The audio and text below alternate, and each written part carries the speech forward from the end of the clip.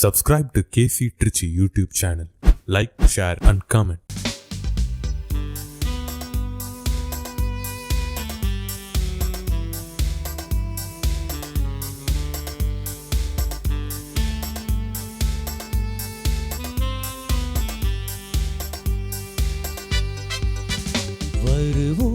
வருவோம் இறைவன் குரல் கேட்போம், அவரின் சந்நிதியில் இணைந்து வருவோம், கலந்து மகிழ்வோம், புதிய உலகம் நாம் காணுவோம். வருவோம் இறைவன் குரல் கேட்போம், அவரின் சந்நிதியில் இணைந்து வருவோம், கலந்து மகிழ்வோம், புதிய உலகம் நாம் காணுவோம். தந்தை மகன் தூய ஆவியாரின் பெயராலே ஆமென். நம் ஆண்டவராகிய இயேசு கிறிஸ்துவின் அருளும் கடவுளின் அன்பும் தூய ஆவியாரின் தோழமையும் உங்கள் அனைவரோடும் இருப்பதாக. உம் ஆன்மாவோடும் இருப்பதாக.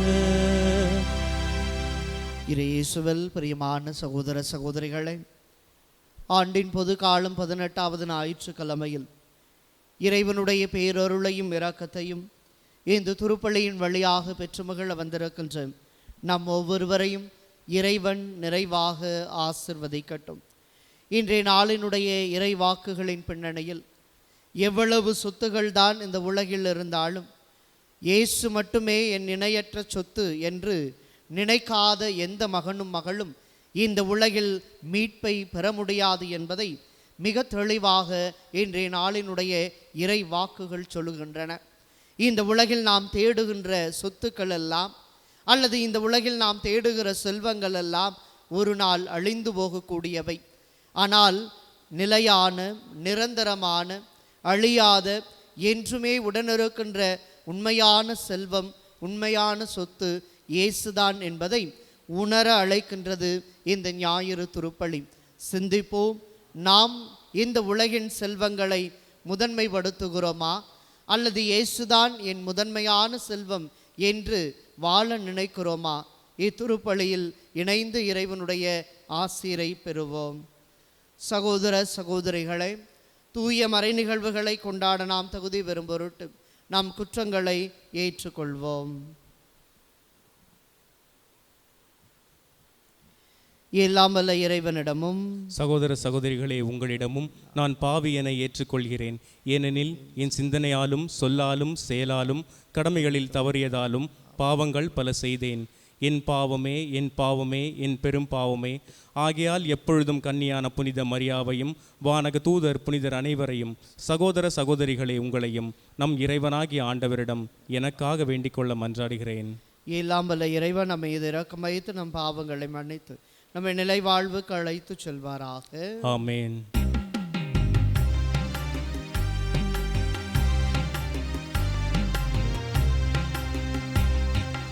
ஆண்டவரே இரக்கமாயிரும்,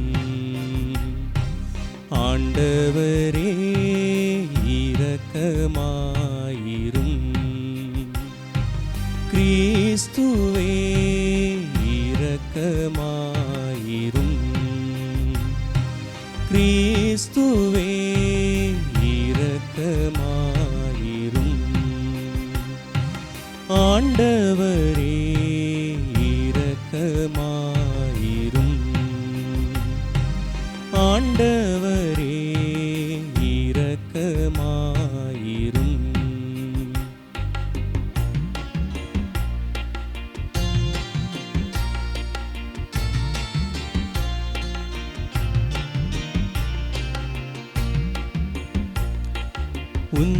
உன்னதங்களிலே கடவுளுக்கு மாட்சி உண்டாகுக, உலகினிலே நல்மனத்தோர்க்கு அமைதியாகுக. உம்மை புகழ்கின்றோம், உம்மை வாழ்த்துகின்றோம், உம்மை ஆராதிக்கின்றோம், உம்மை மாட்சிப்படுத்துகின்றோம். உமது மேலான மாட்சியின் பொருட்டு உமக்கு நன்றி கூறுகின்றோம். ஆண்டவராகிய இறைவா, வானுலக அரசரே, எல்லாம் வல்ல தந்தையாகிய இறைவா, ஒரே மகனாய் உதித்த ஆண்டவரே, இயேசு கிறிஸ்துவே, ஆண்டவராகிய இறைவா, இறைவனின் செம்மறியே, தந்தையின் திருமகனே, உலகின் பாவங்களை போக்குபவரே, எங்கள் மேல் இரக்கமாயிரும். உலகின் பாவங்களை போக்குபவரே, எங்கள் மன்றாட்டை ஏற்றருளும். தந்தையின் வலப்பக்கம் வீற்றிருப்பவரே, எங்கள் மேல் இரக்கமாயிரும். ஏனெனில் இயேசு கிறிஸ்துவே, நீர் ஒருவரே தூயவர், நீர் ஒருவரே ஆண்டவர், நீர் ஒருவரே உன்னத தூய ஆவியாரோடு தந்தையாகிய இறைவனின் மாட்சியில் இருப்பவர் நீரே.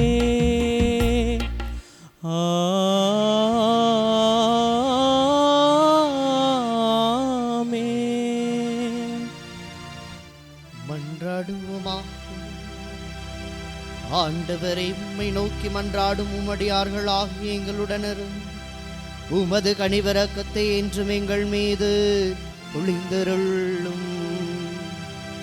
இவ்வாறு எங்களை வடைத்து வழி நடத்துகிறவர் நீரே என பெருமை கொள்ளும் எங்களுக்காக நீர் பறைத்தவற்றை புதுப்பித்தவற்றை பாதுகாத்தருள்வீராக. உம்மோடு தூய ஆவியாரின் ஒன்றுக்கு ஒரே இறைவனாய் என்றென்றும் வாழ்ந்து ஆட்சி செய்கின்றவர் வழியாக உம்மை மன்றாடுகின்றோம்.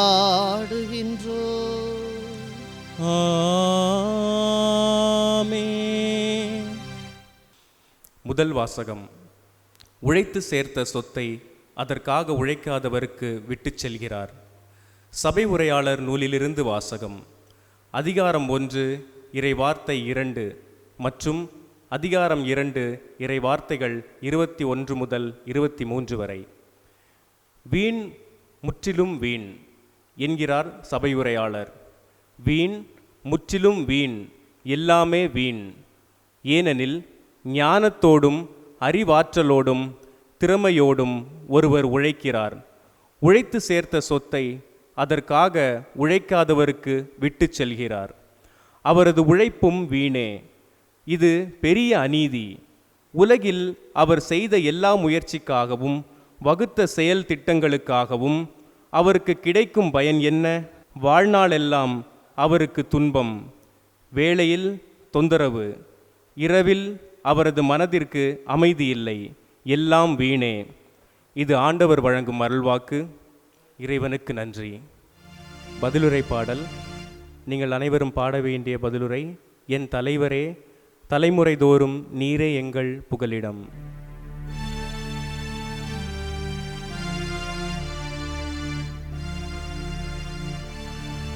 என் தலைவரே, தலைமுறை தோறும் நீரே எங்கள் புகலிடம். என் தலைவரே, தலைமுறை தோறும் நீரே எங்கள் புகலிடம். மனிதரை புழுதிக்கு திரும்பிடச் செய்கின்றே, மானிடரே மீண்டும் புழுதியாகுங்கள் என்கின்றே. ஏனெனில் 1000 ஆண்டுகள் உம் பார்வையில் கடந்து போன நேற்றைய நாள் போலவும் இரவின் ஒரு சாமம் போலவும் உள்ளன. என் தலைவரே, தலைமுறை தோறும் நீரே எங்கள் புகலிடம். வெள்ளமென மானிடரை வாரிக்கொண்டு செல்கின்றே, அவர்கள் வைகரையில் முளைத்தெழும் புல்லுக்கு ஒப்பாவர். அது காலையில் தளிர்த்து பூத்து குலுங்கும், மாலையில் வாடி காய்ந்து போகும். என் தலைவரே, தலைமுறை தோறும் நீரே எங்கள் புகலிடம். எங்கள் வாழ்நாள்களை கணிக்க எங்களுக்கு கற்பியும், அப்பொழுது ஞானமிகு உள்ளத்தை போற்றுவோம். ஆண்டவரே திரும்பி வாரும், எத்துணை காலம் இந்நிலை உம் ஊழியருக்கு இரக்கம் காட்டும். என் தலைவரே, தலைமுறை தோறும் நீரே எங்கள் புகலிடம். என் தலைவரே, தலைமுறை தோறும் நீரே எங்கள் புகலிடம். இரண்டாம் வாசகம். மேலுலகு சார்ந்தவை பற்றியே எண்ணுங்கள். திருத்தூதர் பவுல் கொலேசியருக்கு எழுதிய திருமுகத்திலிருந்து வாசகம். அதிகாரம் 3, இறை வார்த்தைகள் 1 முதல் 5 மற்றும் 9 முதல் 11 முடிய. சகோதரர் சகோதரிகளே, நீங்கள் கிறிஸ்துவோடு உயிர் பெற்று எழுந்தவர்களானால் மேலுலகு சார்ந்தவற்றை நாடுங்கள். அங்கு கிறிஸ்து கடவுளின் வலப்பக்கத்தில் அமர்ந்திருக்கிறார். இவ்வுலகு சார்ந்தவை பற்றியல்ல, மேலுலகு சார்ந்தவையை பற்றி எண்ணுங்கள். ஏனெனில் நீங்கள் கிறிஸ்துவோடு இறந்துவிட்டீர்கள். உங்கள் வாழ்வு அவரோடு இணைந்து கடவுளிடம் மறைந்து இருக்கிறது. கிறிஸ்துவே உங்களுக்கு வாழ்வு அளிப்பவர். அவர் தோன்றும் பொழுது நீங்களும் அவரோடு மாட்சி பொருந்தியவராய் தோன்றுவீர்கள். ஆகவே உலக போக்கிலான உங்கள் இயல்புக்குரிய பரத்தமை, ஒழுக்கக்கேடு, கட்டுங்கடங்காத பாலுணர்வு, தீய நாட்டம், சிலை வழிபாடான பேராசை ஆகியவற்றை ஒழித்து விடுங்கள். ஒருவரோடு ஒருவர் பொய் பேசாதீர்கள். ஏனெனில் நீங்கள் பழைய மனித இயல்பையும் அதற்குரிய செயல்களையும் களைந்துவிட்டு புதிய மனித இயல்பை அணிந்திருக்கிறீர்கள். அவ்வியல்பு தன்னை உண்டாக்கியவரின் சாயலுக்கேற்ப புதுப்பிக்கப்படுகிறது. இவ்வாறு நீங்கள் கடவுளை முழுமையாய் அறிய முடியும். புதுப்பிக்கப்பட்ட நிலையில் கிரேக்கர் என்றும் யூதர் என்றும், விருத்த சேதனம் பெற்றவர் என்றும் விருத்த சேதனம் பெறாதவர் என்றும், நாகரிகம் அற்றோர் என்றும், சீத்தியர் என்றும், அடிமை என்றும், உரிமை குடிமக்கள் என்றும் வேறுபாடு இல்லை. கிறிஸ்துவே அனைவருள்ளும் அனைத்துமாய் இருப்பார். ஆண்டவரின் அருள்வாக்கு. இறைவனுக்கு நன்றி.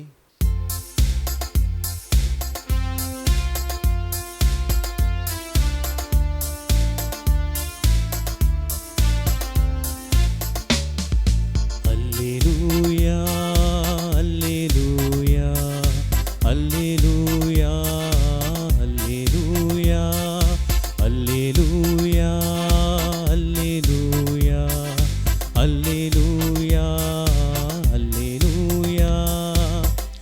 ஏழையரின் உள்ளத்தோர் பெறுபெற்றோர், ஏனெனில் விண்ணரசு அவர்களுக்கு உரியது. அல்லேலூயா லூயா, அல்லேலூயா அல்லேலூயா அல்லேலூயா. ஆண்டவர் உங்களோடு இருப்பாராக. உம் ஆன்மாவோடும் இருப்பாராக. லூக்கா எழுதிய தூய நற்செய்தியிலிருந்து வாசகம். ஆண்டவரே மாட்சி உமக்கே. பிரிவு 12 இறை வார்த்தைகள் 13 தொடங்கி 21 முடிய. அக்காலத்தில் கூட்டத்தில் இருந்த ஒருவர் இயேசுவிடம், போதகரே, சொத்தை என்னோடு பங்கிட்டு கொள்ளுமாறு என் சகோதரருக்கு சொல்லும் என்றார். அவர் அந்த ஆளை நோக்கி, என்னை உங்களுக்கு நடுவராகவோ பாகம் பிரிப்பவராகவோ அமர்த்தியவர் யார் என்று கேட்டார். பின்பு அவர் அவர்களை நோக்கி, எவ்வகை பேராசைக்கும் இடம் கொடாதவாறு எச்சரிக்கையாயிருங்கள். மிகுதியான உடைமைகளை கொண்டிருப்பதால் ஒருவருக்கு வாழ்வு வந்துவிடாது என்றார். அவர்களுக்கு அவர் ஒரு உவமையை சொன்னார். செல்வனாயிருந்த ஒருவனுடைய நிலம் நன்றாய் விளைந்தது. அவன், நான் என்ன செய்வேன், என் விளைபொருட்களை சேர்த்து வைக்க இடமில்லையே என்று எண்ணினான். ஒன்று செய்வேன், என் களஞ்சியங்களை இடித்து இன்னும் பெரிதாக கட்டுவேன். அங்கு என் தானியத்தையும் பொருட்களையும் சேர்த்து வைப்பேன். பின்பு என் நெஞ்சே, உனக்கு பல்லாண்டுகளுக்கு வேண்டிய பல வகை உணவுப் பொருட்கள் வைக்கப்பட்டுள்ளன.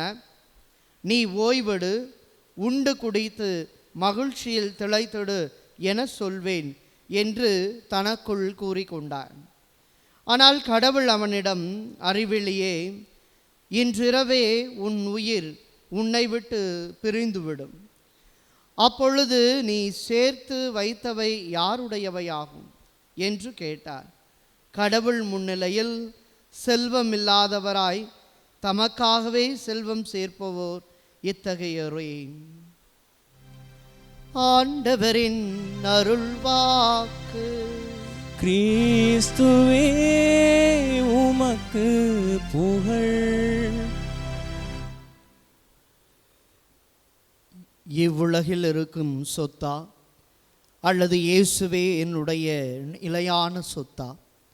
இயேசுவில் பிரியமான சகோதர சகோதரிகளை, வாழ்வின் ஒவ்வொரு நிலைகளுமே இன்றைய காலச்சூழலில் எத்தனை தூரம் நாம் செல்வங்களை சேர்த்து வைத்திருக்கிறோம், அல்லது எவ்வளவு தூரம் செல்வ செழிப்பு மிகுந்த சொத்துக்களோடு வாழ்க்கை நடத்துகிறோம் என்பதை பொறுத்து ஒரு அளவீடாக நம்முடைய வாழ்க்கையெல்லாம் அமைந்து கொண்டிருப்பது என்பது நமக்கு நன்றாகவே தெரியும். ஒவ்வொரு நாளினுடைய வாழ்வும் கடவுளின் ஆசீர்வாதம் என்பதை நாம் மறந்து போய் விடுகிறோம் பல நேரங்களில். ஆகாய் புத்தகம் 2:19 இன்று முதல் நான் உன்னை ஆசீர்வதிப்பேன் என்ற அந்த ஆண்டவருடைய ஆசீர்வாதத்தை ஏங்கி தவிக்கிற பிள்ளைகளாக, அல்லது ஆண்டவர் என்னை ஆசீர்வதிக்க வேண்டும், தொடக்க நூல் 12:1 வருவது போல நீயே ஆசியாய் விளங்குவாய், தலைமுறை தோறும் அந்த ஆசி உனக்கு வரும் என்று சொன்ன ஆபிரகாமை போல ஆண்டவருடைய ஆசீர்வாதத்தை தலைமுறை தோறும் தாண்டி வருகிற ஆசீர் மிகுந்ததாய் நாம் பெற்றுக்கொள்ள நம் மனங்கள் எல்லாம் ஏங்குகிறதா என்று சொன்னால் அது நிச்சயமாக கேள்விக்கு உட்படுத்தி பார்க்கிற ஒன்றாகத்தான் இருக்கிறது. இன்று என்னுடைய தலைமுறைக்கு சொத்துக்களை சேர்த்து வைக்க வேண்டும், என்னுடைய பிள்ளைகளுக்கு செல்வங்களை மிகுதியாக இந்த உலகில் வைத்துவிட்டு போக வேண்டும் என்பதுதான் நம்முடைய கனவாக இருக்கிறது, நம்முடைய ஆசையாக இருக்கிறது. அதுவே பல நேரங்களில் பேராசையாக மாற்றப்படுகிறது என்பதுதான் இன்றைய இறைவாக்குகளுடைய மையமாய் விளங்குகிறது. கடவுள் இந்த உலகில் மானிடரை படைக்கின்றார். தொடக்க நூல் 1:26-27 கடவுள் தம் உருவிலும் தம் சாயலிலும் படைக்கிறார். தம் உரு என்றால் என்ன, தம் சாயல் என்றால் என்ன?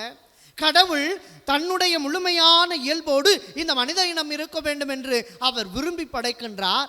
ஆனால் அந்த படைப்பிற்கு துரோகம் விளைவிக்கின்றான் ஆதாமும் ஏவாளும் என்ற தொடக்க பெற்றோர்கள்.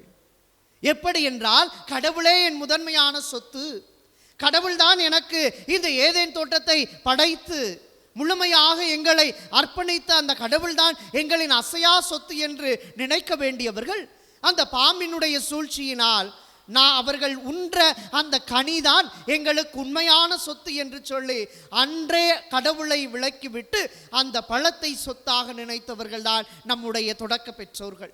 அன்றிலிருந்து தொடங்கியதுதான் இந்த வாழ்வு முறை முழுவதுமாக கடவுளை ஒதுக்கி வைத்துவிட்டு கடவுள் வேண்டாம் என்று நினைக்கிற மனநிலைக்கு கூட நாம் சேர்க்கிற சொத்துக்களும் செல்வங்களும் நம்மை மாற்றி கொண்டிருக்கின்றன என்பதை புரிய மனமில்லாத மனிதர்களாக நாம் இந்த காலச்சூழலில் வாழ்ந்து கொண்டிருக்கிறோம். பிரியமானவர்களே, 1181 ஆண்டு அல்லது 2ஆம் ஆண்டில் பிறந்த புனித பிரான்சிஸ் அசிசியாருடைய வாழ்க்கையை சிந்தித்து பார்த்தோமானால் மிக நன்றான ஒன்று ஆண்டவர் நமக்கு கொடுக்கின்றார். புனித பிரான்சிஸ் அசிசியார் இந்த துறவு வாழ்வை ஏற்பதற்கு முன்பாக அல்லது இந்த துறவு வாழ்வினுடைய அந்த ஆசை அவருள் ஒட்டிக்கொள்வதற்கு முன்பாக அவர் எப்படிப்பட்டவர் என்று சொன்னால், மிகச் சிறந்த பணக்காரரான துணி வியாபாரம் செய்கிற ஒருவருடைய மகன். ஆக அவருக்கு ஆடை என்பது ஒரு பெரிதல்ல, அந்த ஆடம்பர வாழ்வு என்பது பெரிதல்ல. இவை எல்லாவற்றையுமாக அனுபவிக்கிற ஒரு இளைஞனாக தான் அந்த பிரான்சிஸ் அசிசியார் தன் வாழ்வை ஆரம்பிக்கின்றார். ஆனால் நாட்கள் போக போக எண்ணங்களும் ஏக்கங்களும் இறைவன் பாலும் ஏழை எளிய மக்கள் மீது வந்துவிட்ட காரணத்தினால் தான் அணிந்த ஆடையை கூட துறந்து விட்டு வருகிற, தான் அணிந்திருந்த ஆடை கூட என் சொத்து அல்ல, அது எனக்கானது அல்ல என்று அதை தூக்கி எறிந்து விட்டு வந்த புனித பிரான்சிஸ் அசிசியாருடைய வாழ்வு இன்றெல்லாம் நமக்கான ஒரு முன்மாதிரியான வாழ்வு என்பதை உணர்ந்து கொள்ள வேண்டும். புனித பிரான்சிஸ் சவேரியாரை பாருங்கள்.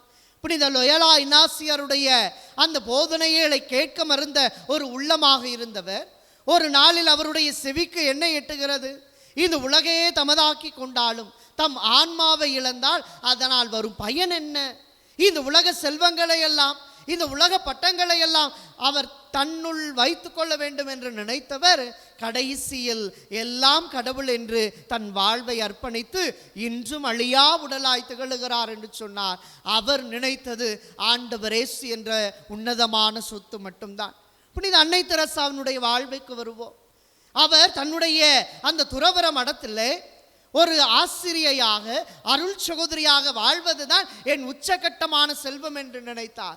ஆனால் அன்று ஒரு நாளிலே தன்னுடைய அறையினுடைய ஓரத்தில் இருந்த ஜன்னலின் வழியாக பார்க்கிற பொழுதும் இந்த ஏழை எளிய மக்கள் மீது கொள்கின்ற ஆழமான அன்புறவு தான் கடவுள் எனக்காக வைத்திருக்கிற உண்மையான சொத்து என்று அவர் நினைத்த மாத்திரத்தில் அந்த அறைகளை விட்டு அகன்று வந்து இந்த அகில உலகத்தை கண்ட ஏழை எளிய தொழுநோயாளர்களுக்கு உதவி செய்த ஒரு மனிதையாக, உதவி செய்த ஒரு அருள் சகோதரியாக அவர் வாழ்ந்தார் என்றால், இன்று மட்டுமல்ல வாழுகிற பொழுதே வாழும் புனிதையாக கொண்டாடப்பட்டவள் இன்று புனிதை அன்னை தெரசா என்று போற்றப்படுகிறார் என்று சொன்னால், அவர் நினைத்ததெல்லாம் கடவுள் மட்டும்தான் என் சொத்து என்று.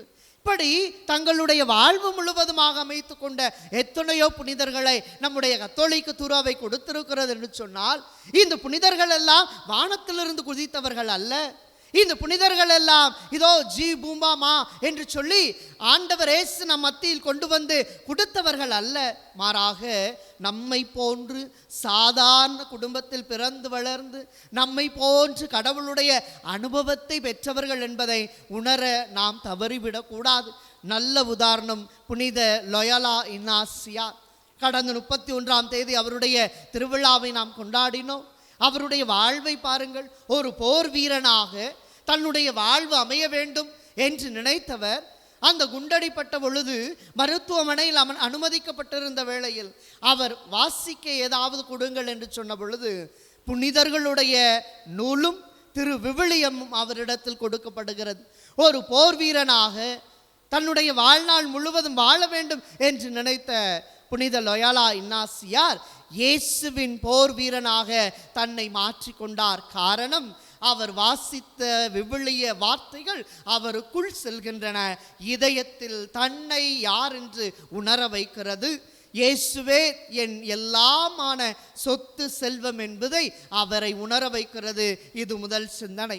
இரண்டாவதாக பார்க்கிறோம், புனிதர்களுடைய வாழ்க்கை வரலாறை வாசிக்கிற பொழுதெல்லாம் அவர் என்ன நினைக்கிறார்? அவர்களால் முடிந்ததென்றால் என்னால் ஏன் முடியாது?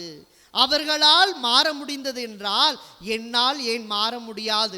இந்த ஒரு கேள்விதான் சாதாரண லொயாலா இன்னாசியாரை புனித லொயாலா இன்னாசியாராக மாற்றியது என்று நாம் பார்க்கிறோம். அன்புக்குரியவர்களே, இன்றைய நாளில் இயேசு சொல்வது அதுதான். இன்றைய இறைவாக்குகள் நமக்கு கற்றுக் கொடுக்கிற பாடமும் அதுதான். இந்த உலகில் நாம் எவ்வளவு சொத்துக்களை, எவ்வளவு செல்வங்களை, எவ்வளவு பட்டங்களை, எவ்வளவு புகழ் பெருமை அல்லது எவ்வளவு காரியங்களை நாம் கொண்டிருந்தாலும் இவையெல்லாம் அழிந்து போகக்கூடியவை. இவையெல்லாம் மண்ணோடு மண்ணாக போகக்கூடியவை. இவையெல்லாம் தூசியும் துரும்புமாய் ஒவ்வொன்றாய் பிரிந்து தூக்கி எறியப்படக்கூடியவை என்பது ஏன் நமக்கு இன்னும் புரியவில்லை என்பதைத்தான் கடவுள் இன்றைய நாளில் நமது சிந்தையில் வைத்து உணர்த்த ஆரம்பிக்கின்றார். அன்புக்குரியவர்களை, நாம் பார்க்கிறோம் சீராக் நூலில் 17ஆம் அதிகாரத்திலே 1வது இறைவார்த்தையை பாருங்கள். ஆண்டவர் மனிதரை மண்ணால் படைத்தார், மீண்டும் அந்த மண்ணுக்கே திரும்புமாறு செய்கிறார். மண்ணில் படைச்சு மண்ணுக்கே போகிற மனுஷன் இன்னைக்கு மண்ணுக்கு சண்டை போட்டுக்கிட்டு இருக்கிறான். பிரச்சனை அதுதான். இங்கே 6 அடி நிலம்தான் சொந்தம். ஆனால் ஆயிரக்கணக்கான ஏக்கருக்கு, அரை ஏக்கர்லேருந்து தொடங்கி எத்தனையோ ஏக்கர் வரை என்ன செய்கிறோம்? நம்ம சண்டை போட்டு கோர்ட்டில் போய் நிற்கிறோம். மாமா மச்சனே, சகோதர சகோதரிகள், உடன்பிறப்புகள் இன்று எல்லாம் பிரிந்து சண்டையோடும் சமாதானம் இல்லாமலும் சச்சரவுகளோடு இருக்கிறோம் என்று சொன்னார். மனிதன் மண்ணால் வந்தவன், மண்ணுக்கே திரும்பக்கூடியவன் என்ற அந்த உள்ளுணர்வு இல்லாததால் தான் நாம் இந்த உலக சொத்துக்காக அடித்து கொண்டிருக்கிறோம். இந்த உலக சொத்துக்காக அல்லல் பட்டு கொண்டு இருக்கிறோம். இந்த உலக சொத்துக்காக நாம் பணங்களை செலவழித்து பங்கங்களை உருவாக்கி கொண்டிருக்கிறோம் என்று சொன்னால் அதைத்தான் கடவுள் இன்றைய நாளில் சொல்லுகிறார் நற்செய்தியில். அறிவிலியே, இன்றே உன் உயிரை நான் எடுத்து விட்டால் என்ன செய்வாய்? யோசிச்சு பாருங்க. நம்முடைய வாழ்க்கையை நம்ம நிறையா எல்லாம் சேர்த்து வச்சுருக்கிறோம்னு வச்சுக்கோங்க. கடவுள் இன்னைக்கு நைட்டு தூங்கும் போது கனவுல அறிவட்டவனை, இன்னைக்கு நைட்டு நீ செத்து போயிடுவடா, இவ்வளோத்தையும் என்னை வச்சு என்னடா செய்ய போகிற அப்படின்னு கேட்டால் என்ன சொல்லுவீங்க? ஒரு பதில் இல்லை. எந்திரிச்சு உட்காந்து பேந்தன்னு முழிப்போம், அவ்வளவுதான். வேற ஒன்றும் பண்ண முடியாது. கடவுள் வானா வந்தாரு, அவ்வளோதான். கடவுள்கிட்ட போய் சொல்ல முடியுமா? இன்னும் எனக்கு 10 கோடி சொத்து இருக்கு, ஒரு 10 நாள் கொடுங்க அழிச்சுக்கிறேன்னு சொல்ல முடியாது. ஏனென்றால் நேரமும் காலமும் பொழுதும் கடவுளால் படைக்கப்பட்டது. நான் வைத்திருக்கிற எல்லாம் கடவுள் கொடுத்தது. எனவேதான் யோபை பாருங்கள், கடவுள் கொடுத்தார், கடவுள் எடுத்துக்கொண்டார், அவ்வளவுதான். இந்த மனநிலை இல்லாத போது அன்புக்குரியவர்களே, நாம் எல்லாருமே எவ்வளவு வைத்திருந்தாலும் இன்றைய முதல் வாசகம் சொல்வது போல வீண், முற்றிலும் வீண், அவ்வளவுதான். நாம் இந்த உலகிலே யாராக இருந்தாலும், அருள்நிலையாக இருந்தாலும் பொதுநிலையாக இருந்தாலும் எல்லோருமே என்ன நினைக்கிறோம் என்றால், இந்த உலகில் நான் சேமிக்க வேண்டும் என்று நினைக்கிறோமே ஒழிய மேலுலகில் மேலானவற்றை தேர்ந்தெடுத்து அந்த விண்ணகத்திலே செல்வம் சேர்க்க வேண்டும் என்று ஒருவரும் நினைக்காததால் தான் இவ்வுலக சொத்துக்கு இவ்வளவு சண்டைகள் நம்முடைய வாழ்வில் இருக்கிறது. ஆனால் கடவுள் அறிவை கொடுத்திருக்கிறார், ஞானத்தை கொடுத்திருக்கிறார், பகுத்தறிவை கொடுத்திருக்கிறார், சிந்தித்து பார்க்க வேண்டிய ஆற்றலை கொடுத்திருக்கிறார். என்றால் சீராக் 17:6-7 பாருங்கள். விருப்பு உரிமை, நாக்கு, கண், காது ஆகியவற்றையும் சிந்திப்பதற்கு ஓர் உள்ளத்தையும் அவர்களுக்கு கொடுத்தார். அவர்களை அறிவாலும் கூர்மதியாலும் நிரப்பினார். நன்மை தீமையை அவர்களுக்கு காட்டினார். எங்க போச்சு இதெல்லாம்? தொடக்க பெற்றோர் செஞ்சது மாதிரி இன்னைக்கு வரையும் நாம் எல்லாருமே அதை தான் செய்கிறோம். நாம் கடவுள் கொடுத்த எல்லாவற்றையும் இழந்துவிட்டு இந்த உலகில் இருக்கின்ற எல்லாவற்றையும் குவிக்கின்ற, அள்ளி அள்ளி சேர்க்கின்ற, நமக்கு வேண்டும் என்ற ஒரு சுயநல பார்வையோடு நடப்பதால் என்னவோ அன்புக்குரியவர்களே, இன்றைய நாளினுடைய நற்செய்தி நமக்கெல்லாம் பொட்டில் அடித்தது போல ஒன்றை சொல்கிறது. நாம் வாழ வேண்டும் என்றால் அது கடவுளால் மட்டும்தான் ஆசீர்வதிக்கப்பட வேண்டும்.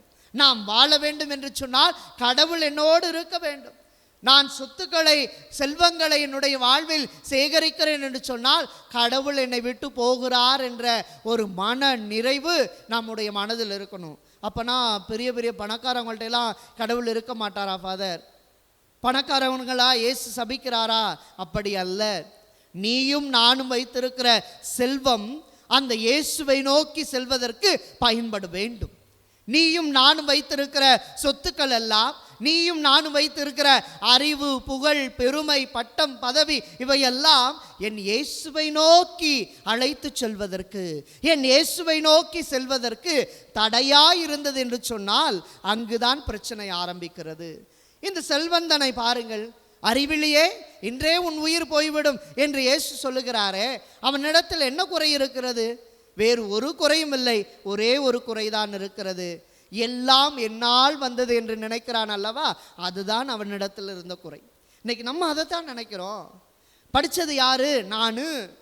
பதவியில் இருக்கிறது யாரு? நான். சொத்து இருக்கிறது யார் சம்பாரிச்சது? நான். உயிரோடு இருக்கிறது யாரு? நான். என்ன நான் நான் நான் என்ன நான்? ஒன்றும் கிடையாது. நினைத்து பார்த்தால் இந்த உயிர் கடவுள் போட்ட பிச்சை, வாழ்வது என்பது கடவுள் போட்ட பிச்சை. எல்லாவற்றிலும் கடவுள் கொடுத்ததை நான் தான் எடுத்தேன் என்று சொன்னால் கடவுள் எப்படி ஏற்றுக்கொள்வார்? அன்புக்குரியவர்களே, இன்றைய முதல் வாசகம் அதைத்தான் மிக தெளிவாய் சொல்லுகிறது பாருங்கள். ஏனெனில் ஞானத்தோடும் அறிவாற்றலோடும் திறமையோடும் ஒருவர் உழைக்கிறார், உழைத்து சேர்த்த சொத்தை அதற்காக உழைக்காதவருக்கு விட்டு செல்லுகிறார். இன்னைக்கு இப்போ செய்கிற மிகப்பெரிய தவறு என்ன தெரியுமா? என் புள்ள நல்லா இருக்கட்டும் சாமி. என்ன புள்ள நல்லா இருக்கட்டும்? நீ ராத்திரியும் பகலுமா உழைச்சி சேர்ப்ப, உன் புள்ள உட்கார்ந்த இடத்துல திம்பானா? யோசிக்கணும் அன்புக்குரியவர்களே. இன்று பெற்றோர்கள் செய்கிற மிகப்பெரிய தவறு உங்கள் பிள்ளைகளுக்காக சொத்தை சேர்த்து வைப்பது. உங்கள் பிள்ளை சொத்தையாய் போவதற்கு, உங்களுடைய பிள்ளைகள் சோம்பேறியாய் போவதற்கு, உங்களுடைய பிள்ளைகள் அதை எந்த விதமான அறிவும் இல்லாமல் செலவழிப்பதற்கு நீங்களே வழியை அமைத்து கொடுக்கிறீர்கள். நன்றாய் புரிந்து கொள்ளுங்கள். சொத்தை சேர்த்து வச்சு வச்சு வச்சு அவனை சோம்பேறியா ஆக்குறீங்க. நல்லா புரிஞ்சுக்கோங்க. எங்கள்கிட்ட பணங்காசே இல்லையே சாமி, என்ன சொத்தை சேர்த்து வைக்கிறோம்? அவனை உழைக்க விடாமல் வைப்பதே மிகப்பெரிய தவறு. நானா சின்ன பிள்ளையா இருக்கும் போது வீட்டில் என்ன செய்வாங்க? வீட்டை கூட்டுன்பாங்க, வீட்டை பெருக்குன்பாங்க, தட்டை கழுவின்பாங்க. சாப்பிட்டோன்னே தட்டை வச்சுட்டு போக முடியுமா? உடனிலே ஓங்கி அடிப்பார் எங்கள் அப்பா. எழுந்திரிச்சு போய் கழுவி வை, இதை கழுவுறதுக்கு ஒரு ஆள் வேணுமா அப்படின்னா. இன்னைக்கு அவன் பாட்டுக்கு என்ன பண்ணுறான்? வச்சுட்டு போகிறான். நீங்களும் வச்சுட்டு போப்பா, நான் கழுவிக்கிறேன். எப்படி அவன் திருந்துவான் வாழ்க்கையில்? முடியாது, முடியாது. நாம் நினைப்பதெல்லாம் நல்லது என்று நினைக்கிறோம், ஆனால் பிள்ளைகளுக்கு அது தலைமுறை தோறும் ஆசீர்வாதமாக அமையாத அன்புக்குரியவர்களை நன்றாய் புரிந்து கொள்ளுங்கள். அதைத்தான் முதல் வாசகம் சொல்லுகிறது. உங்கள் பிள்ளைகள் உழைத்த ஒன்றை உழைக்காதவருக்கு வைத்து விட்டு செல்லாதீர்கள். அவர்களுக்கு உழைக்க கற்றுக் கொடுங்கள், நன்றாய் வாழ கற்றுக் கொடுங்கள். ஆண்டவர் தான் எல்லாம் என்று சொல்லி வழங்க. இன்னைக்கு பார்த்தீங்கன்னா ஞாயிற்றுக்கிழமை பூசையில் ஒரு பங்குல 300-400 குடும்பம் இருக்குன்னா, ஒரு குடும்பத்துக்கு 2 பேர் வச்சாலும் எத்தனை பேர் வரணும்? 800 பேர் வரணும். அப்படியே கோயில் ததும்பி வழியணும். ஆனால் இன்னைக்கு காற்று வாங்குது எல்லா கோயிலும். எல்லா கோயிலும் காற்று வாங்குது. ஏன்? என் பிள்ளை எங்கே போயிருக்கு? கராத்தை கற்றுக்க போயிருக்கு, அபாகஸ் கணக்கு கற்றுக்க போயிருக்கு, அங்கே போயிருக்கு, இங்கே போயிருக்குன்னா எங்கு வர வேண்டுமோ அங்கு உங்களுடைய குழந்தைகள் வரவில்லை என்று சொன்னால் எங்கு சென்றாலும் அவர்களுக்கு பயன் அல்ல. நீங்கள் கூட்டி வர வேண்டிய இடம் ஆலயம். ஆனால் பாருங்களே, புதுநன்மை எடுக்கிறதுக்கு முன்னாடி மட்டும் 10 நாள் பக்காவாக வந்துடுவாங்க. ஒரு நாள் லீவ் போட மாட்டாங்க. எல்லாத்தையும் மனப்பாடம் பண்ண. இன்றைக்கி இருக்கிற ஒரு சாபக்கேடு என்ன தெரியுமா? இங்கிலீஷில் ஜெபம் படிக்கிறது. தமிழ்லே தகதக ஆடுது, இல்லை இங்கிலீஷில் வேறு. இங்கிலீஷில் ஜெபத்தை படிக்கணும், இங்கிலீஷில் ஜெபம் சொல்லணும். அன்புக்குரியவர்களை, தமிழில் நாம் படித்து அதன் பொருள் உணர்ந்து அதனுடைய அனுபவம் பெறாமல் நாம் எந்த ஜெபத்தை உள்வாங்க முடியாது. நீங்கள் நம்மளுடைய பெரியவங்களை பாருங்கள், இஸ்பிராத்து சாந்து அப்படின்னு எங்கே பழங்காலத்துலேருந்து ஆரம்பித்து இன்றைக்கு வரை நிற்பாங்க. ஏனென்றால் அவர்கள் மனப்பாடம் செய்யவில்லை, மாறாக அந்த ஜெபங்களை அனுபவிக்கிறார்கள். அதைத்தான் இன்றைய நற்செய்தியில் ஆண்டவரே சொல்லுகிறார். எப்பா, என்னைய உன் சொத்தை பங்கு பிரிக்கிறதுக்கு ஆளா நியமித்தது யாரு? நான் சில நேரங்களில் பங்கு மக்கள்கிட்ட கேட்குறது வந்து, ஃபாதர் இப்படி இருக்குது ஃபாதர், இந்த வீட்டில் சொத்து பிரச்சனையாக இருக்குது. நான் உடனே ஒரே கேள்வி கேட்பேன், என்ன உங்கள் சொத்தை பிரிக்கிறதுக்கு யார் ஏற்படுத்தினது அப்படின்பேன். இந்த உலகில் இருக்கின்ற நம்முடைய இவ்வுலக சொத்துக்களின் மீதான கவனம், இந்த உலகில் இருக்கிற அத்துணை காரியங்களின் மீதான செல்வத்தின் மீதான ஒரு ஆசை நம் கடவுளை நோக்கி நம்மை போக விடாமல் தடுத்து இருக்கிறது என்பதை அன்புக்குரியவர்களை உணர மறந்து விடுகிறோம். எனவே சிந்தித்து பார்ப்போம்.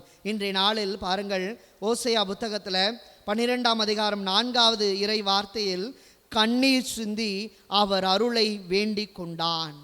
இஸ்ரேல் மக்கள் எப்படி வேண்டினார்களாம்? கண்ணீர் சிந்தி அவருடைய அருளை வேண்டிக் கொண்டார்கள். இன்று நாம் அத்தகைய நிலையில் வந்திருக்கிறோம். கவலை, வேதனை, கண்ணீர், அமைதி இல்லாமை, சமாதானம் இல்லாமை, ஒற்றுமை இல்லாமை, உடன் பிறந்தோருடைய பிரச்சனை, குடும்பத்தில் நிம்மதி இல்லை, ஏகப்பட்ட கடன் தொல்லை, இப்படி எல்லாவற்றிலும் நாம் இருக்கிற பொழுது கடைசி வரை இந்த இவ்வுலகில் யாராவது எங்களுக்கு உதவி செய்வார், இவ்வுலகில் இருக்கிற சொத்துக்கள் எல்லாம் எங்களை காப்பாற்றும் என்று நீங்களும் நானும் நினைத்தோம் என்றால் நம்மை போல ஒரு முட்டாள் இந்த உலகில் இருக்க முடியாது அன்புக்குரியவர்களை.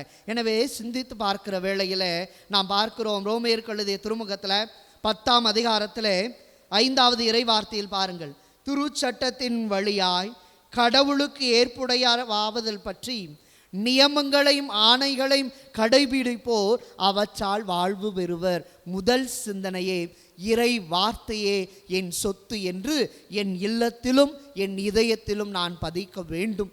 என் கடவுள் கொடுத்த இந்த வார்த்தை மட்டும்தான் என் வாழ்வின் முழுதான சொத்து என்று எவர் உணர்கிறார்களோ அவர்கள் இந்த சொத்தினால் ஆறுதல் பெறுவார்கள். எனவேதான் மத்தேயு நற்செய்தி 11:28 பார்க்கிறோம், சுமை சுமந்து சோர்ந்திருப்போரே எல்லோரும் என்னிடம் வாருங்கள், நான் உங்களுக்கு இளைப்பாறுதல் தருகிறேன் என்று சொன்ன அந்த ஆண்டவர் இயேசுவினுடைய இளைப்பாறுதல், ஆறுதல், ஆதரவு எல்லாம் எப்போது கிடைக்கும்?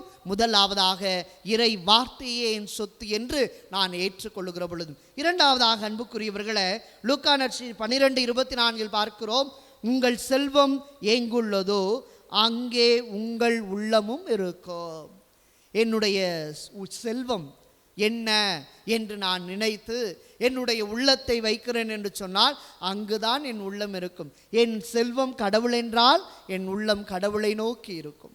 என் செல்வம் என் மாதா, என் மரியா, என் அன்னை கன்னிமரியா என்று இருந்தால் அவர் மீதுதான் இருக்கும். என்னுடைய செல்வம் என்னுடைய புனிதர் பாதுகாவலர் என்று யாரை கொண்டாடுகிறோமோ அவர்களிடத்தில் இருந்தால் அங்குதான் என்னுடைய உள்ளம் இருக்கும். ஆனால் அதற்கு மாறாக என்னுடைய கார், பங்களா, வீடு, சொத்து சுகம், நான் வைத்திருக்கிற நிலபுலன்கள், கால்நடைகள், வயல்வரப்புகள் என்று என் உள்ளமெல்லாம் அங்கே இருந்தது என்று சொன்னால் இந்த செல்வமாகி இயேசு என் உள்ளத்திலும் உரைய மாட்டார், என் உறைவிடத்திலும் வரமாட்டார். இன்றைய பதிலுரை பாடலில் பாருங்கள், ஆண்டவரே நீரே என் உறைவிடம், உம்முடைய உறைவிடத்தில் தான் நான் என்ன செய்ய போகிறேன்? அடைக்கலம் புக போகிறேன் என்று இன்றைய பதிலுரை பாடல் அமைந்திருக்கிறது. பாருங்கள், என் தலைவரே தலைமுறைதோறும் நீரே எங்கள் புகலிடம்.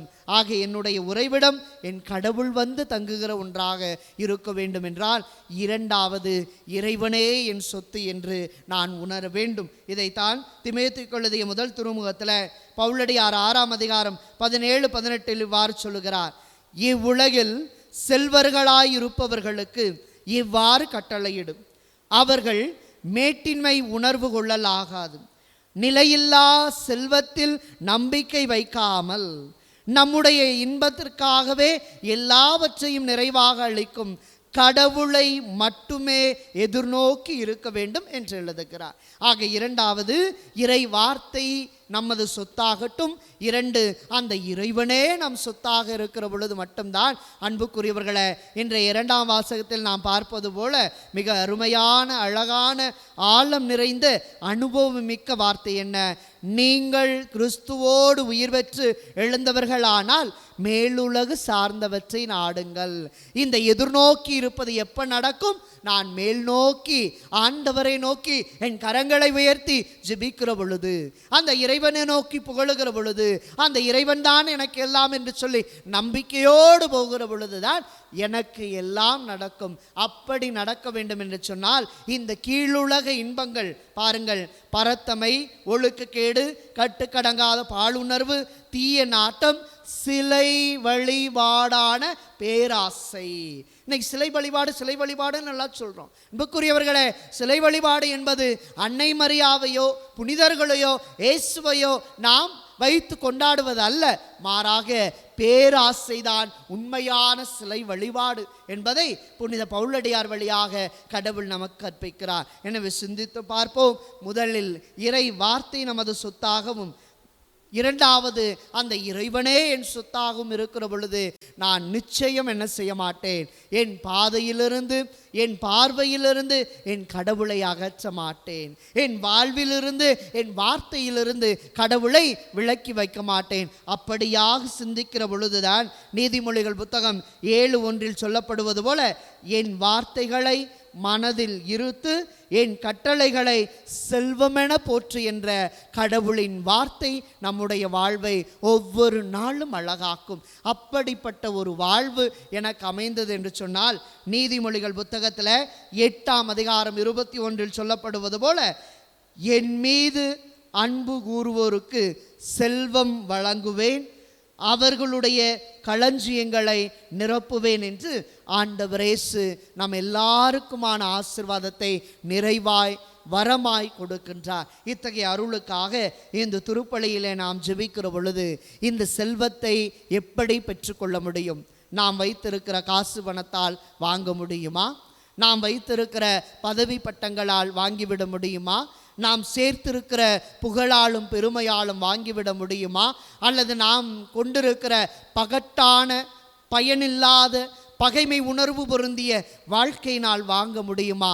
நிச்சயம் எதனாலும் வாங்க முடியாது.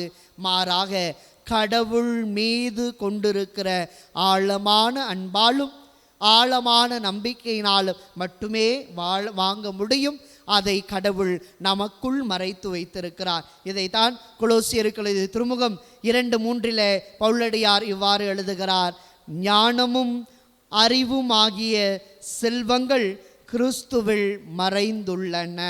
எப்போதெல்லாம் இந்த திருப்பலிக்கு வருகிறோமோ, எப்பொழுதெல்லாம் திருப்பலியில் பங்கெடுக்கிறோமோ, எப்பொழுதெல்லாம் கடவுளுடைய வார்த்தை வாசிக்கப்படுகிறதோ, எப்பொழுதெல்லாம் கடவுளின் வார்த்தை தியானிக்கப்படுகிறதோ, எப்பொழுதெல்லாம் அடுத்தவருக்கு உதவ நம் கரங்கள் நீளுகிறதோ, அப்பொழுதெல்லாம் இறைவனே என் எல்லையற்ற, இணையற்ற, நிலையற்ற சொத்து என்பதை என்னால் உணர முடியும். அத்தகைய அருளுக்காக இத்திருப்பலியில் தொடர்ந்து மன்றாடுவோம். இறைவன் நம் ஒவ்வொருவரையும் ஆசிர்வதிக்கட்டும். இறைவன் நம் குடும்பங்களை அவருடைய உன்னதமான ஆசிர்வாதத்தால் என்றென்றும் காக்கட்டும். ஆமீன். அனைவரும் இணைந்து நம்பிக்கையை அறிக்கையிடுவோம்.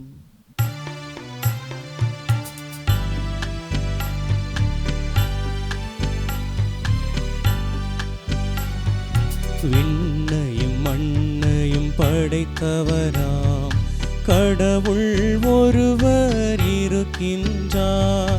தந்தை மகன் தூய ஆவியராய் ஒன்றாய் வாழ்வோரை நம்புகிறேன். தூய ஆவியின் வல்லமையால் இறை மகன் நமக்காய் மனிதரானார். கன்னி மரியிடம் பிறந்தவராம் இயேசுவை உறுதியாய் நம்புகிறேன். பிலாத்துவின் ஆட்சியில் பாடுபட்டார், சிலுவையில் இறந்து அடக்கப்பட்டார். 3ஆம் நாளில் உயிர் தெழுந்தார், இறப்பின் மீதே வெற்றி கொண்டார். விண்ணகம் வாழும் தந்தையிடம் அரியணை கொண்டு இருக்கின்றார். உலகம் முடியும் காலத்திலே நடுவராய் திரும்பவும் வந்திடுவார். தூய ஆவியாரை நம்புகிறேன், பாரினில் அவர் துணை வேண்டுகிறேன். பாவ மன்னிப்பில் தூய்மை பெற்று பரிகார வாழ்வில் நிலைத்திடுவேன். திரு அவை உரைப்பதை நம்புகிறேன், புனிதர்கள் உறவை நம்புகிறேன். உடலின் உயிர்ப்பை நிலை வாழ்வை உறுதியுடனே நம்புகிறேன்.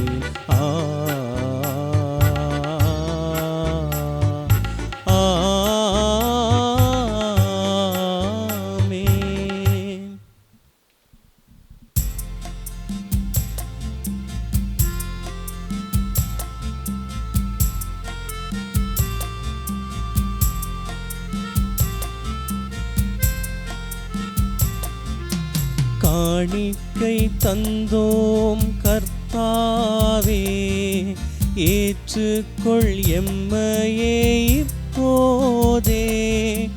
கண் கொண்டு பாரும் கடவுளின் மகனே, காணிக்கை யார் தந்தார் நீதானே. காணிக்கை தந்தோம் கர்த்தாவே, ஏற்றுக்கொள் எம்மையே இப்போதே.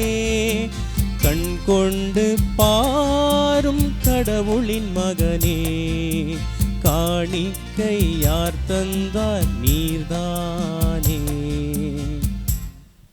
அன்பார்ந்த சகோதர சகோதரிகளே, என்னுடையதும் உங்களுடையதுமான இப்பலி எல்லாம் வல்ல தந்தையாக இறைவனுக்கு ஏற்றதாகும்படி மன்றாடுங்கள். ஆண்டவர் தமது பெயரின் புகழ்ச்சிக்காகவும் மாட்சிக்காகவும் நமது நன்மைக்காகவும் புனித திரு அவை அனைத்து நலனுக்காகவும் உமது கையிலிருந்து இப்பலியை ஏற்றுக்கொள்வாராக.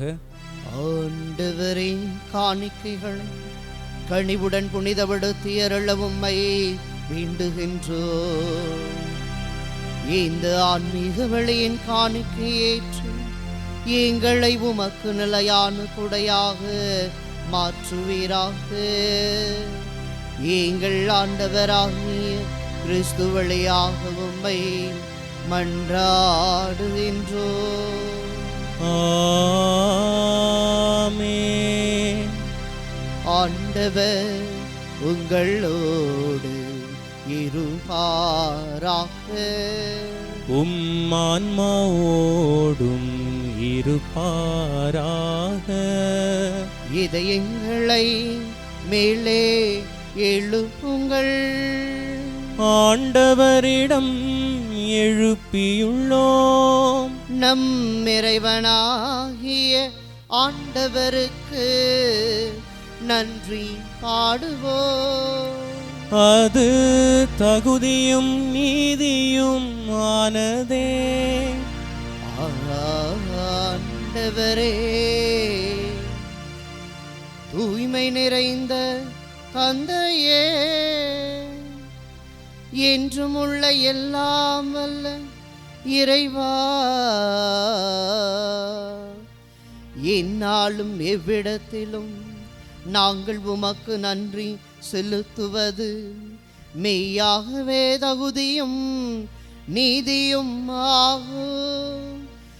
எங்கள் கடமையும் மீட்புக்குரிய செயலுமாகும். அழிவுக்குரிய மனிதருக்கு உமது இறையல்பின் ஆதரவை அளிக்கின்றேன். மேலும் மனிதனின் சாகும் தன்மையை விழிப்போக்கும் மருந்தாக பயன்படுத்தி நாங்கள் எவ்வாறு அழிவுற்றோமோ அவ்வாறே எங்கள் ஆண்டவராகிய கிறிஸ்து வழியாக எங்களுக்கு மீட்பை அருளுகின்றேன். இவை அனைத்தாலும் அளவற்ற மாற்றி உமக்கே உரியது என்பதை உணரச் செய்து விண்ணக வாசலின் மாட்சிக்குரிய அணிகலன்களை அணிய செய்கின்றேன். ஆகவே வான தூதரணிகளோடு நாங்களும் ஒன்றிணைந்து உமது மாட்சியை புகழ்ந்தேத்தி அக்களித்து ஆர்ப்பரித்து ஒரே குடும்பமாய் இணைந்து பாடுவதாவது: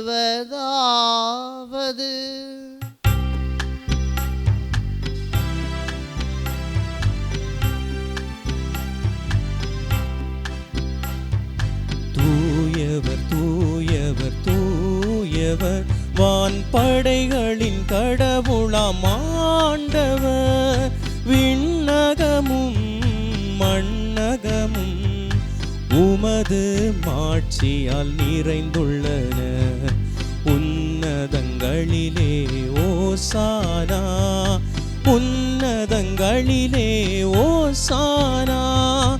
ஆண்டவர் பெயரால் வருகிறவர் ஆசீர் பெற்றவர். உன்னதங்களிலே ஓசானா, உன்னதங்களிலே ஓசானா.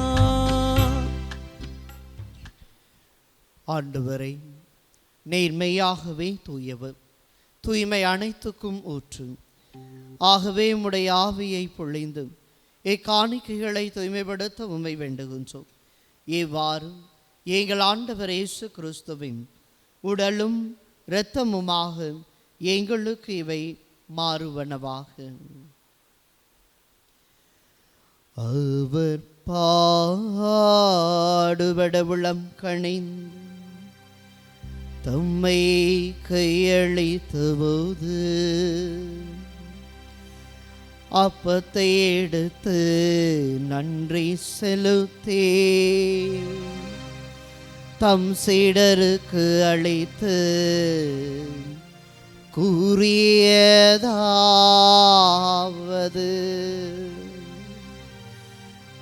அனைவரும் இதிலிருந்து பெற்று உண்ணுங்கள், ஏனெனில் இது உங்களுக்காக கையளிக்கப்படும் என் உடல்.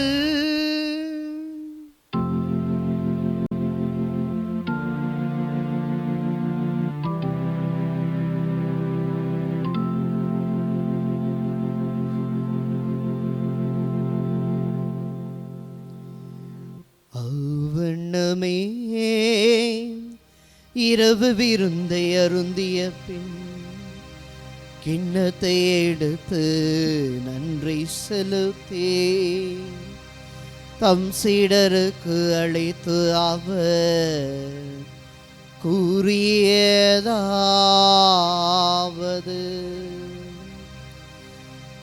அனைவரும் இதிலிருந்து பெற்று பருகுங்கள்,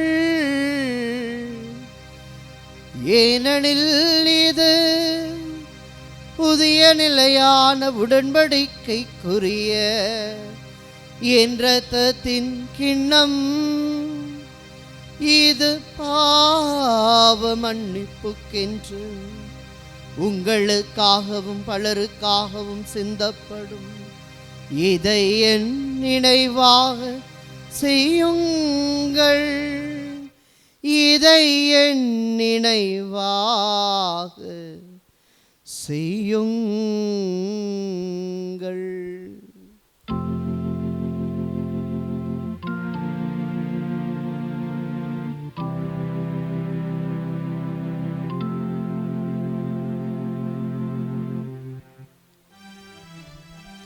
நம்பிக்கையின் மறை பொருள். ஆண்டவரே, நீர் வருமளவும் உமது இறப்பினை அறிக்கையிடுகின்றோம், உமது உயிர்ப்பினையும் எடுத்துரைக்கின்றோம். ஆகவே ஆண்டவரை, நாங்கள் கிறிஸ்துவின் இறப்பினையும் உயிர்ப்பினையும் நினைவு கூர்ந்து வாழ்வதரும் அப்பத்தை மீட்பளிக்கும் கிண்ணத்தையும் உமக்கு ஒப்புக் கொடுக்கின்றோம். ஓம் திருமணம் என்று உமக்கு ஊழியம் புரிய தகுந்தவர்கள் என எங்களை ஏற்றுக்கொண்டீர். எனவே உமக்கு நன்றி செலுத்துகின்றோம். மேலும் கிறிஸ்துவின் உடலிலும் இரத்தத்திலும் பங்கு கொள்ளும் எங்களை தூய ஆவியார் ஒன்று சேர்க்க வேண்டுமென உம்மை தாழ்மையுடன் மன்றாடுகிறோம். ஆண்டவரை, உலகெங்கும் பரவியிருக்கும் உமது துரு அவையை நினைவு கூர்ந்தருளும். எங்கள் திருத்தந்தை லியோ, எங்கள் ஆயர் ஆரோக்கியராஜ், எல்லா திருநிலையினர் ஆகிய அனைவரோடும் உமது திரு அவை அன்பில் நிறைவு பெறச் செய்தருளும். தந்தையே, உயிர் தழும் எதிர்நோக்குடன் துயில் கொள்ளும் எங்கள் சகோதர சகோதரிகளையும் இறந்தோர் அனைவரையும் இரக்கத்துடன் நினைவு கூர்ந்து உமது திருமுக ஒளியினுள் ஏற்றருளும். எங்கள் அனைவர் மீதும் இரக்கமாயிரும். கடவுளின் கன்னித்தாயான புனித மரியா, அவருடைய கணவரான புனித யோசேப்பு, புனித திரு தூதர்கள், உலகில் உமக்கு உகந்தவராயிருந்தோர் ஆகிய புனிதர் அனைவருடனும் நாங்கள் நிலைவாழ்வில் பங்கு கொள்ளும் தகுதி பெற்றும் ஓம் திருமகன் இயேசு கிறிஸ்து வழியாக உம்மை புகழ்ந்தேத்தும் வரமருள உம்மை மன்றாடுகின்றோம். இவர் வழியாக இவரோடு இவரில் எல்லாம் வல்ல இறைவனாகிய தந்தையே, தூய ஆவியாரின் ஒன்றில் எல்லா புகழும் மாட்சியும் என்றென்றும் உமக்கு உரியதே. ஆமென், ஆமென், ஆமென். இயேசுவே இணையற்ற செல்வம் என்பதை உணர்ந்து இரு கரம் விரித்து இறை தந்தை நோக்கி மன்றாடுவோம். விண்ணுலகில் இருக்கிற எங்கள் தந்தையே, உமது பெயர் தூயது என போற்ற பெருக. உமது ஆட்சி வருக. உமது திருவுளம் விண்ணுலகில் நிறைவேறுவது போல மண்ணுலகிலும் நிறைவேறுக. எங்கள் அன்றாட உணவை இன்று எங்களுக்கு தாரும். எங்களுக்கு எதிராக குற்றம் செய்வோரை நாங்கள் மன்னிப்பது போல எங்கள் குற்றங்களை மன்னியும். எங்களை சோதனைக்கு உட்படுத்தாதேயும், தீமையிலிருந்து எங்களை விடுவித்தருளும்.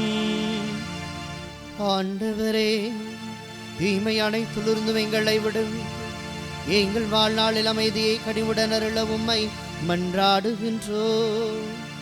உமது இரக்கத்தின் உதவியால் நாங்கள் பாவத்திலிருந்து எப்போதும் விடுதலை பெற்று யாதொரு கலக்கமுமின்றி நலமாயிருப்போமாக. நாங்கள் எதிர்நோக்கி இருக்கும் பேரின்பத்துக்காகவும் மீட்பராகிய இயேசு கிறிஸ்துவின் வருகைக்காகவும் காத்திருக்கின்றோம். ஏனெனில் ஆட்சியும் வல்லமையும் மாட்சியும் என்றென்றும் உமதே. ஆண்டவரே இயேசு கிறிஸ்துவே, அமைதியை உங்களுக்கு விட்டு சொல்லுகின்றேன், ஏன் அமைதியை உங்களுக்கு அளிக்கிறேன் என்று உம் திருத்தூதர்களுக்கு மொழிந்தீரே. எங்கள் பாவங்கள் பலவீனங்கள் குற்றங்கள் குறைகளை பாராமல் உமது திரு அவையின் முழுமையான நம்பிக்கையை கண்ணோக்கி உமது திருவுளத்திற்கு ஏற்ப அதற்கு அமைதியையும் ஒற்றுமையையும் அழைத்தருள்வீராக. என்றென்று வாழ்ந்து ஆட்சி செய்கின்றவர் நீரே. ஆமென். ஆண்டவருடைய அமைதி உங்களோடு என்றும் இருப்பதாக. உம் ஆன்மாவோடும் இருப்பதாக. ஒருவருக்கொருவர் இயேசு வழங்கும் அமைதியை பகிர்ந்து கொள்வோம்.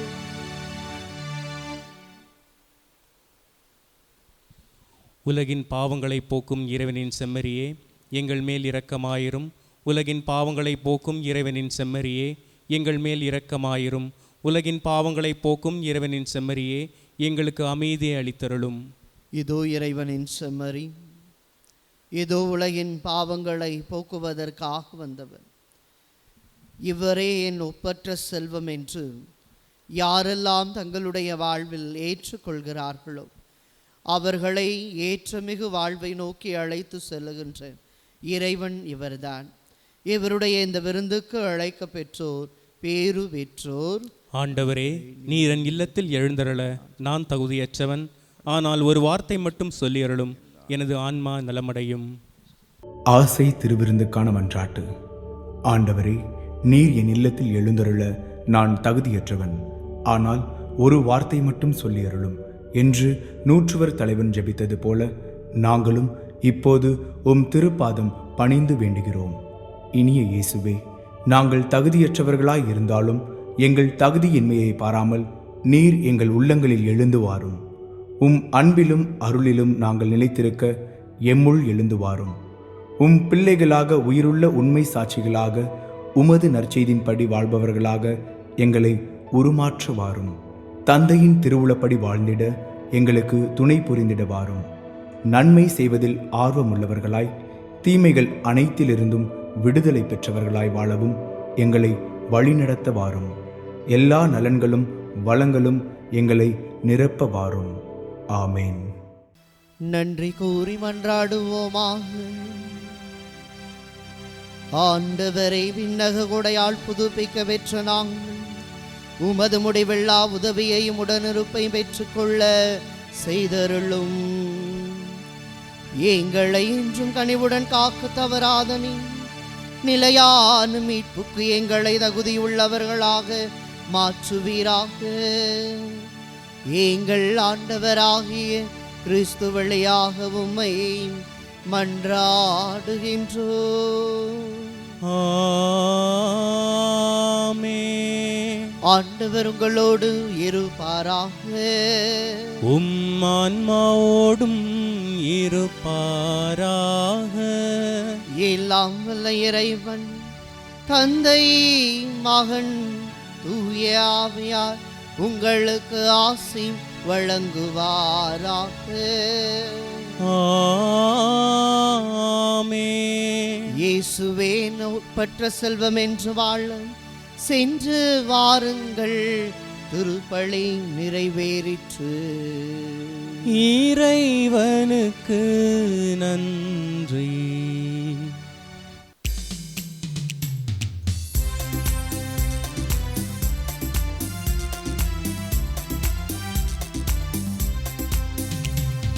இனிய உன் நாமம் ஓதிடல் தினமே அனைவரும் மகிழ்வோமே.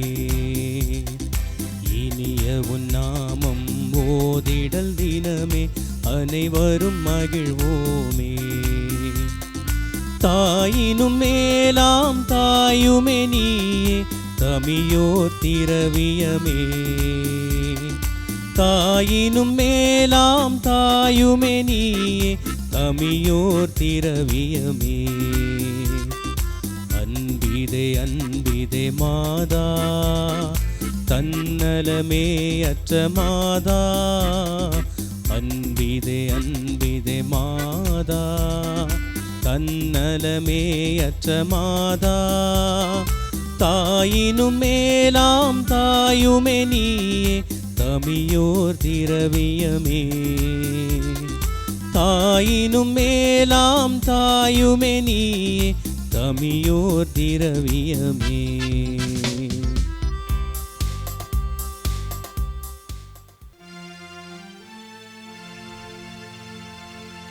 நிலையான புகழுக்குரிய தூய்மை மிகு நற்கருணைக்கு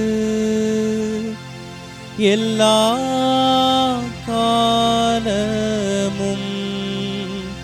ஆராதனையும் புகழும் மாட்சியும் உண்டாக கடவது. தந்தை மகன் தூய ஆவியின் பெயராலே ஆமென்.